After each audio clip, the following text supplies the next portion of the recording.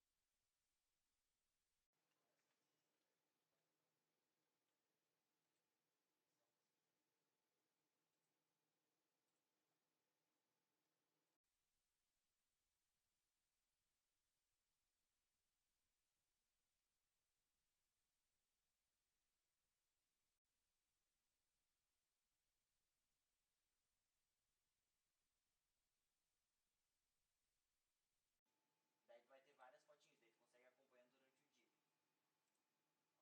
Ó, Acho que só vai mudando a tela mesmo, Thiago. barramento. Boa.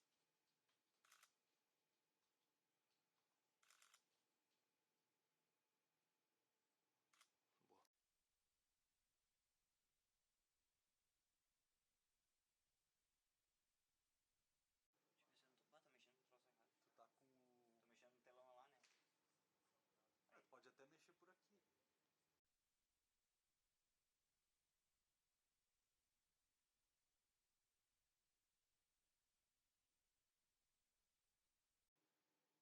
Consegue botar todas ali, Thiago? Posso. Só fechar no xizinho dele.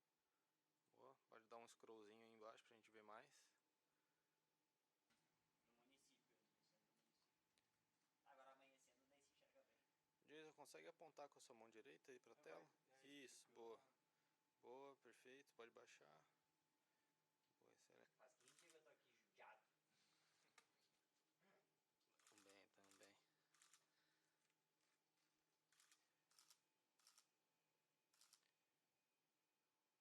Pode chegar perto, apontar alguma coisa e já voltar.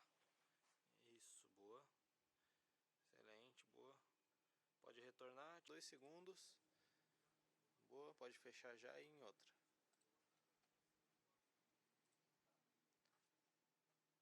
Bom, a barragem ela é projetada, né, para segurar um grande volume de água. Por exemplo, a barragem José Batê ela tem uma capacidade de até 357 milhões de metros cúbicos de água. É a maior barragem do nosso sistema de controle de cheias do Vale do Itajaí.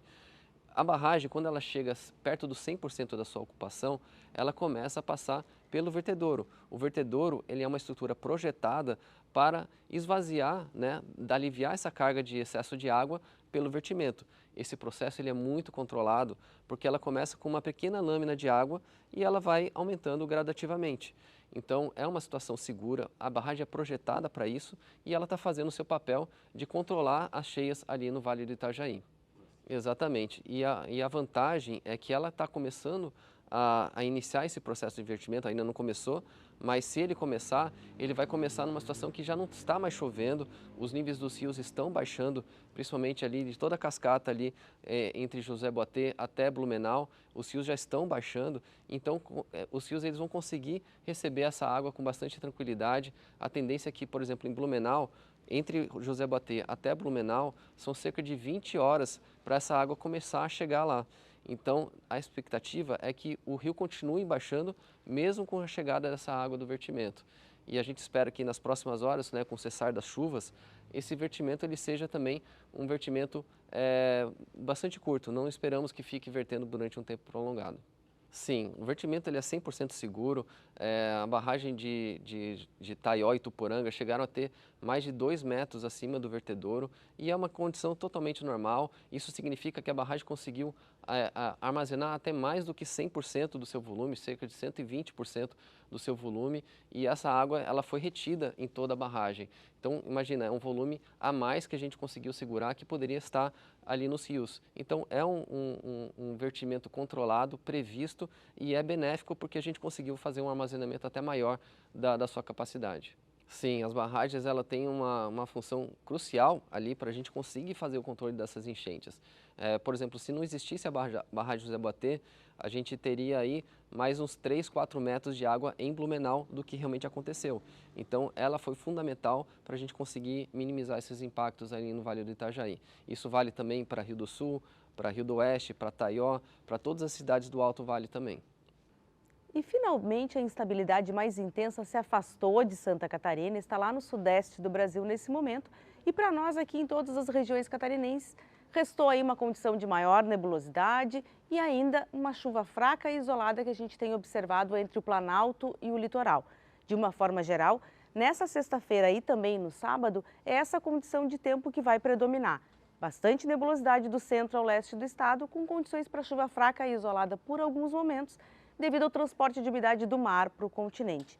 O tempo volta a mudar um pouquinho mais novamente no decorrer do domingo. No domingo, áreas de instabilidade voltam a se formar sobre o oeste do estado, provocando pancadas de chuva e algum temporal isolado.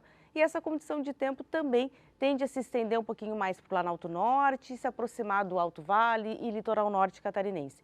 Ainda não se tem indicativos de volumes elevados de chuva para essas regiões, mas como a gente está aí com o solo bastante encharcado, os rios bastante altos, né, e a condição para deslizamento também, o risco bastante elevado no estado, vale um maior cuidado aí, porque pancada de chuva em cima de solo encharcado pode favorecer aí, pode deflagrar algum movimento de massa, algum deslizamento. O tempo mesmo vai se modificar mais no início da próxima semana, com o retorno da chuva mais intensa aí para toda Santa Catarina. A aproximação de uma massa de ar mais seco e frio que chegou ao Rio Grande do Sul favoreceu o declínio de temperatura em todas as regiões catarinenses. Tivemos um amanhecer de sexta-feira com temperaturas mais baixas, com mínimas até próximas a 3 graus na parte mais alta da serra, e depois com a cobertura de nuvens as temperaturas também não subiram muito e não devem subir ao longo dessa sexta-feira. O sábado não vai ser diferente, com exceção do oeste, onde a gente vai ter maior presença de sol, o restante do estado não vai ter variação de temperatura. Vamos amanhecer e terminar o dia com praticamente a mesma temperatura no estado, por causa da cobertura de nuvens e por causa desse arzinho mais frio que ainda vai influenciar o tempo por aqui. A condição de temperatura e de tempo volta a mudar um pouquinho mais, é lá para o domingo, quando retorna a condição para temporais isolados que começam pelo oeste e depois se aproximam de áreas do Planalto Norte, Vale do Itajaí também Litoral Norte, devido aí a áreas de instabilidade que vão avançar entre o Paraná e Santa Catarina. Vale ressaltar para o pessoal que mesmo a gente não tendo chuva significativa tanto na sexta como no sábado, o pessoal deve ficar de olho porque a gente continua com risco bastante aumentado para ocorrências de deslizamentos. Teve muita chuva aí nos últimos dias, nas últimas semanas aqui no estado. O solo está bastante encharcado, qualquer pancada de chuva, qualquer temporal pode deflagrar algum movimento de massa, então o pessoal fique bastante atento a quem mora aí nas áreas de risco para deslizamento. E também temos ainda a condição de inundações ocorrendo pelo estado, então ficar bastante atento às nossas redes sociais.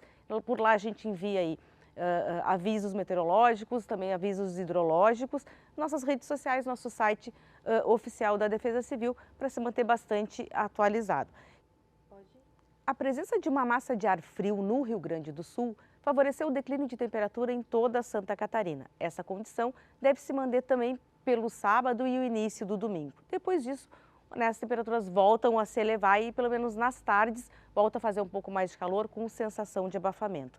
É no domingo também que essa condição de chuva fraca e isolada que a gente está observando na sexta e vai observar no sábado se modifica com o retorno dos temporais isolados que começam pelo oeste, avançam em direção ao Planalto Norte, Vale do Itajaí e Litoral Norte, com risco moderado para ocorrências associadas então a esses temporais, como alagamentos, ventania e queda de granizo.